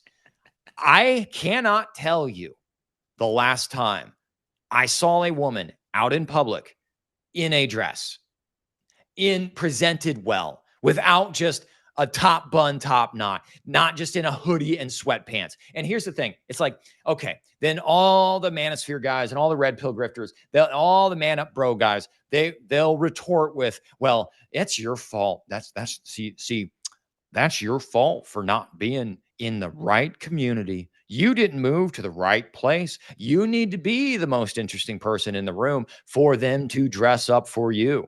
It's just, but there's nowhere to go. They're all the same everywhere. I didn't work out this morning. It's like I woke up and went to the grocery store because I had to take care of that stuff because I knew we were going to have a conversation. It was probably going to take a while, and I wanted to get ahead of my chores because I didn't want to be there in town when all the other people are in town. I probably won't work out today. I might go ride my bike. It's like I'm struggling to see a reason to work out. And I'm sorry, guys. Stop lecturing me about health. Though you're going to tell me Wes Watson, who looks like somebody stuck a air hose up his ass and put the pressure to 180 PSI. You're going to tell me that guy is healthy? Or is that guy getting laid? Well, there's that. We're not allowed to say working out is for sex there. We're not allowed to say that. That's enough. That's the first thing. The first thing, when you finally say the truth and you say men work out for the appeasement of women, everybody and their cousin has to log into the chat and their faces blue saying, how dare you say that it's for women? It's definitely not for women. You work out for yourself, don't Right. you? Why don't you do anything for yourself? Why don't you lead an interesting life for yourself? It's like, dude, fuck. I see no couples. If I see a couple, it's usually a teenager holding hands or they're boomer, 50, well over 55, 60, 65 and older. I see very few people around our age pair bonded. And for the few that I do see pair bonded, the guys look like they just survived Verdun. The Like they've been through couples, absolute hell. the millennial couples I see, the woman's always driving. She's always overweight. If she's Yeah. hot, the guy looks like he is pussy whipped. He looks like he's absolutely on a ball and a chain. His head is all down. He's sullen. He's carrying the kids. He's Mr. Mom. She's driving the vehicle. Younger people, I don't know. I don't go places that younger people are at. I really don't. Well, where So I do they can't. go? There's no place to go. Everything is. I like to say, living when I lived in Asia and people from other nations, other countries, societies ask me, well, what is life like in the United States? And I kind of equate it to living in a nursing home. It's like a bit of a nanny state, overregulated, overinsured. I think lawsuits have definitely damaged a lot of the fun, taking the fun out of living. So what do? You turn to drugs. You stay in your apartment. You go on YouTube. There's people talk about fentanyl and all these type of drugs and OxyContin for 20 years ago. That was because there was no outlet. I'll tell you a great story. So growing up on Long Island, smoking pot, we're like 2021. We live super close to the water, and me and my friends, like late at night, 11 12 o'clock at night, like, yo, let's go get some Dunkin' Donuts, and let's go smoke a blunt and go fishing. Great idea. So we go to this sick spot, overlooking the Atlantic Ocean. We start fishing underneath the bridge, hanging out, just shooting shit. The cops would show up. And the cop goes, do you have, they passed a law that we need a certification in order to go fishing. Yeah, fishing license. That's the Fishing thing. license. It never existed in New York. You never need a license to go fishing. And it was a state trooper, and I tell the state trooper, I go, okay, officer, we'll leave. Hey, guys, you want to go do some blow? Let's go do some blow. All right, yeah, let's go. The cop starts laughing. He goes, all right, just get out of here within the next couple hours, and I'll let you guys do what you got to do. Because he realized the insanity that what you're telling me is to go home and do nothing or do drugs. Yeah. That, make no mistake, the powers that be want you dead. Like I say it a lot, but I'm not joking about it. They view you as a mindless eater. They want to keep you distracted from your misery and hooked to your debt long enough that you are a productive GDP producer until you are no longer economically viable. In falling down, that was a real thing, no longer economically viable. Post 35 years old, they basically want you to just kind of disappear. And I'm sorry, I get real tired of, I'm going to bring it back to this. I get real tired of getting told that I need to live my life for myself. I'm sorry, I am living my life for myself.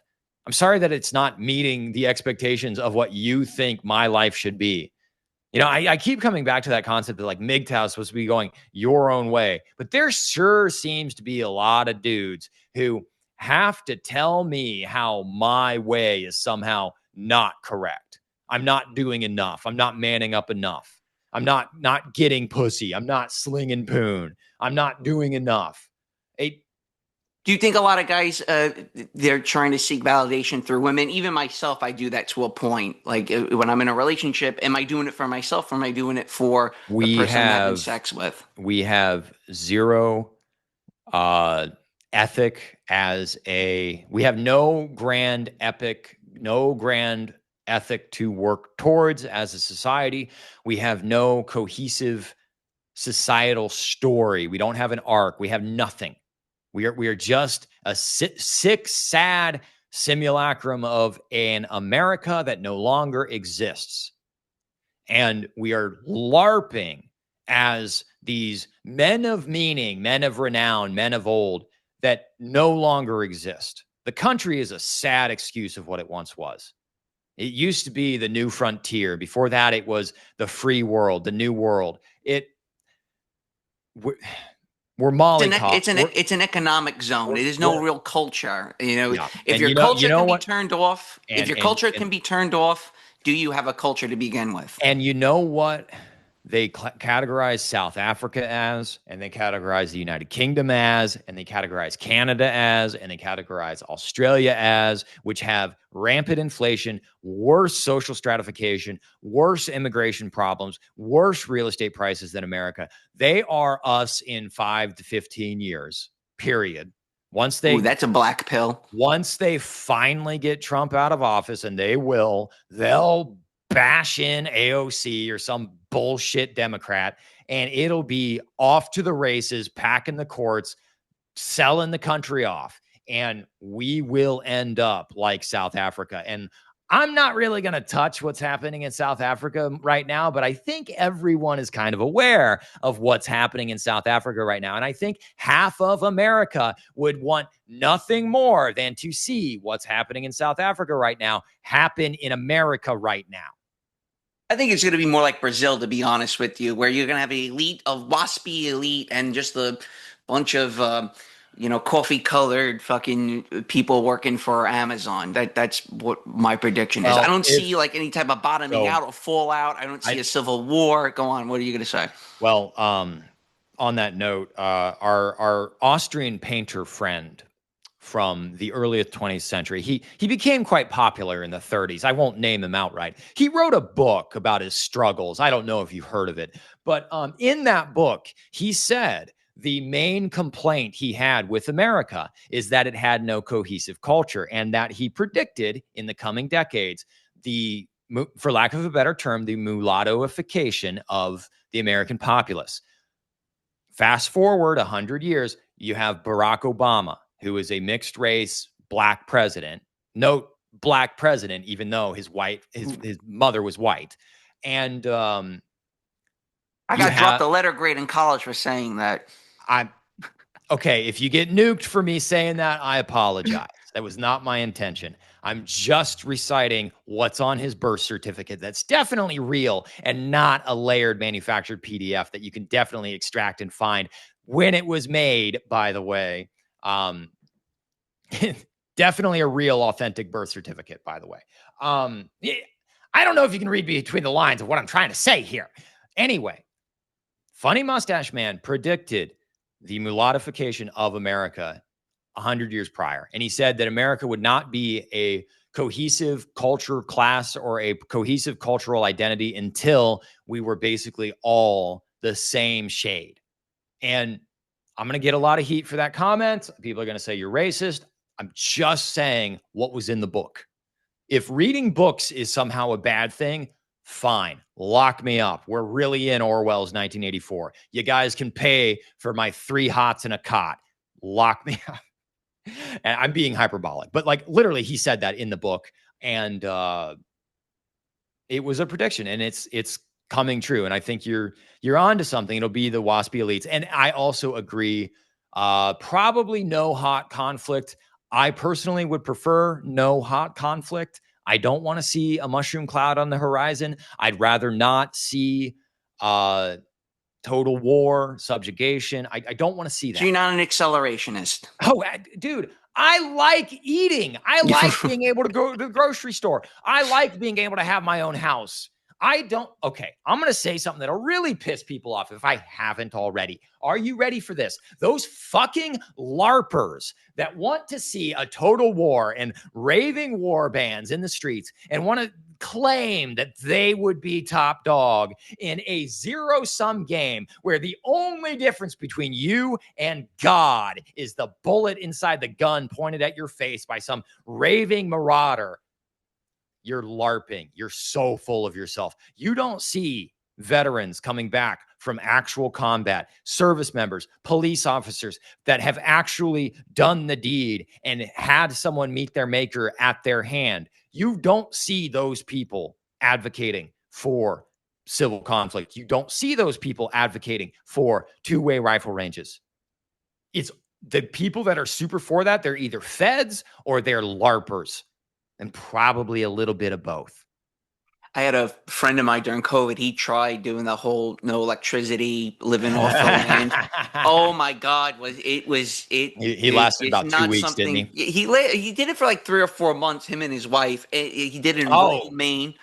It was he had horrible, man. he had somebody to fuck. That's what it was. Yeah, Why do you go think the pioneers had so many kids? It was cute because they're both extremely like-minded. They're all into a lot of the topics that that me and you would gravitate towards. It must be nice to be hot enough to attract a woman that's into that shit. How, sex being the main motivator for guys to get up out of the bed in the morning, even for myself. Why do I do it?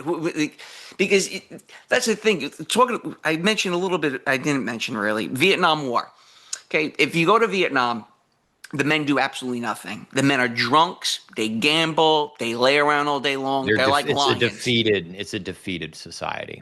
But the question is, when they started getting blasted back to the Stone Age, how did the women get the men motivated to go out and fight? They started sucking their dicks. Get the fuck in there and do something. Get in there and fucking fight. And I'm not being hyperbolic when I say that. That is exactly how the women got the men motivated to go and do something. Sure. Here, I'm not motivated to even hold the door open for you at this point. They got property taxes, they got school district taxes, they got income taxes. If you own property, you're going to be paying. You got to house yourself somehow. I don't think most guys actually want to be homeless.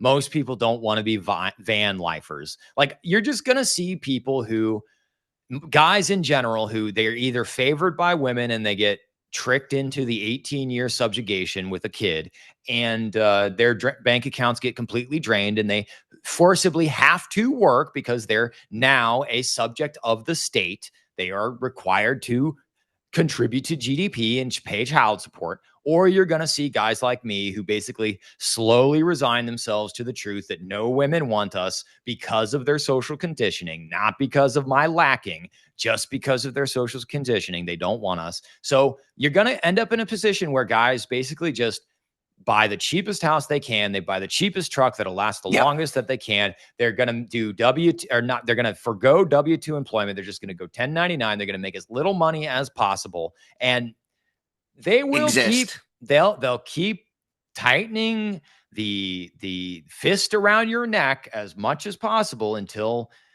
you finally die of inflation. But guys will resign themselves to indifference, and we're going to get to a point where we're already seeing it, where the girl was R-word on the subway and no one did a thing.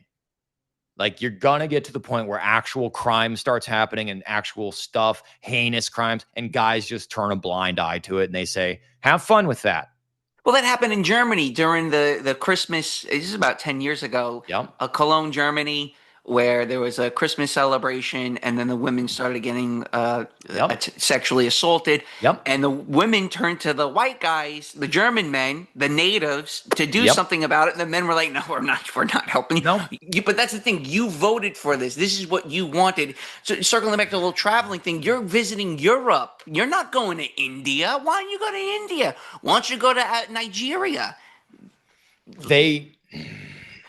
There's a cognitive dissonance. It's alarming. It's disturbing, and we're realizing why society for millennia was set up this way, where women were kind of regulated to certain tasks. Despite what people would have you believe, it was most of Western, like Germanic people groups were patriarchal. They were war tribes. They were not matriarchal. Do not believe that those feminist lies. The Vikings were not led by women. That's complete bullshit. Going back to what you were saying, I just find there's a lack of external threats in the United States, and if there were somewhat more of like a nuclear bomb, war, invasion, so on and so forth. Trust me, they're trying to drum that up. They're trying as hard as they can. Like Trump is the only. Everybody hates Trump. I agree. I'm going to agree Trump, with you. Trump is the only one actually trying not to have a nuclear hot World War III. He's the only president, the only leader, the only person in politics who is routinely saying, guys, pump the brakes here. Let's work out a deal. We don't want nuclear Armageddon. What other world leaders are actually saying that? What other world leaders are actually trying not to have a world-ending cataclysmic war? Trump's the only one. And everyone on the right and on the left and all the libtards, all of the libertarians, the pot-smoking, free-loving rock and roll libertarians, they all came out of the woodwork against him as soon as Elon started going after the U.S. aid money. As soon as that happened, the right and the left attacked him in tandem. It was so coordinated. It was so obvious. I can't really talk about politics that much because everybody is an anti-Trumper. If they're a conservative, they're an anti-Trumper. If they're liberal, they're an anti-Trumper. If they're a libertarian, they hate him. It's wild to me. Well, what is it? I have the term slips from my mind, but they're expecting Trump to be something. Look, to boomers, Trump is the Messiah, right? And I think a lot of people gravitate towards one person or the administration, for that matter, to be the savior to a lot of our problems, to undo things like OnlyFans or kind of bring down the Silicon Valley that seems definitely, in my opinion, has destroyed, at least accelerated the destruction of this country. But it's damn it, I can't forget the term slips my mind where Trump is supposed to be. I'm sorry, I've been the term just what, demagogic? No, that he's supposed to be purity spiral, purity signal. Like he's supposed to clamp down on the board. He's supposed to do all these type of things. One person cannot undo all these things. Yeah, there's too much. Like the blitzkrieg that he's doing in the first 6 months of his presidency here is great. It's what we wanted to see in 2016, 2017 when he actually got in office the first time. He didn't deliver. He's delivering on some of the stuff now. There's a lot of stuff that is not to be liked. The whole 10-year AI getting to take over all the states and all the states' rights go away. Don't like that. But there's a lot of other things I don't like. I don't like Teslas on the East Lawn. I don't need this. I get it. There's no politician is messianic, but I'm sorry. He is consistent on the no nuclear war thing, and every other world leader seems hell-bent on nuclear glass in every major metropolitan center across the globe. Like they are foaming at the mouth for a mass casualty event. And I'm anti-death. I don't want to see that happen. Listen, we'll end it there. I think we're coming up on 2 hours. Yeah. It's been a great conversation. Thank you so much.